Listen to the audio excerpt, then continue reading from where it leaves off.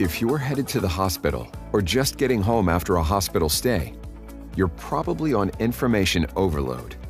Prescriptions, medical forms, diet restrictions, and more can all make the process as confusing as it is physically challenging. As you wade through all this information, from admissions through discharge, it's important that you seek the best care. The last thing you want is another health problem or setback on your road to recovery. This is why it's so important to know that being in the hospital increases your risk for the development of a life-threatening blood clot, particularly if you're dealing with surgery, a physical trauma, prolonged immobility, or a serious illness like cancer.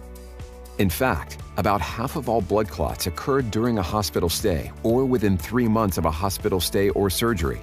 Get the facts. Blood clots occur most often in the legs. A blood clot in your legs can travel to your lungs, which can be deadly. 900,000 people in the United States are affected by blood clots each year. About 100,000 of these people will die, which is greater than the number of deaths due to AIDS, breast cancer, and motor vehicle crashes combined. While many blood clots that occur with surgery or during or after a hospital stay can be prevented, about half of hospital patients don't receive the proper prevention measures. Blood clots most commonly occur in the legs, arms, lungs, or abdomen. Roughly 1 in 10 hospital deaths are due to blood clots in the lungs. Don't let that one person be you. Work with your doctor and make sure you have a plan to prevent blood clots. Before you enter the hospital, talk to your doctor about your blood clot risks and ask if you'll need prevention measures while in the hospital. Hospitalization for illness, physical trauma, or surgery, particularly surgery of the pelvis, abdomen, hip, or knee, is one of the leading risk factors for blood clots. Other factors that can increase the risk for blood clots include pregnancy, which can place some women at risk for blood clots even up to 6 weeks after the baby is born, cancer and some types of cancer treatment, birth control methods that contain estrogen, including the pill, patch, and ring, hormone therapy with estrogen, a personal or family history of blood clots, being overweight and active or sitting too long, age 55 or older, and certain long-term diseases such as heart or lung conditions or diabetes.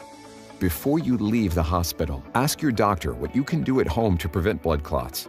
Discuss the signs and symptoms of blood clots, and be sure you know what to do if you experience any of the warning signs. The signs or symptoms of a blood clot in your legs or arms can include swelling, pain or tenderness not caused by an injury, and the skin may be warm to the touch and red or discolored. If you experience any of these symptoms, talk to your doctor or healthcare provider as soon as you can. The signs or symptoms of a blood clot in your lung could include difficulty breathing, chest pain that worsens with a deep breath, coughing up blood, and a faster than normal or irregular heartbeat. Seek immediate medical attention if you experience any of these signs or symptoms. When you get home, follow all instructions you're given and take your medications as prescribed.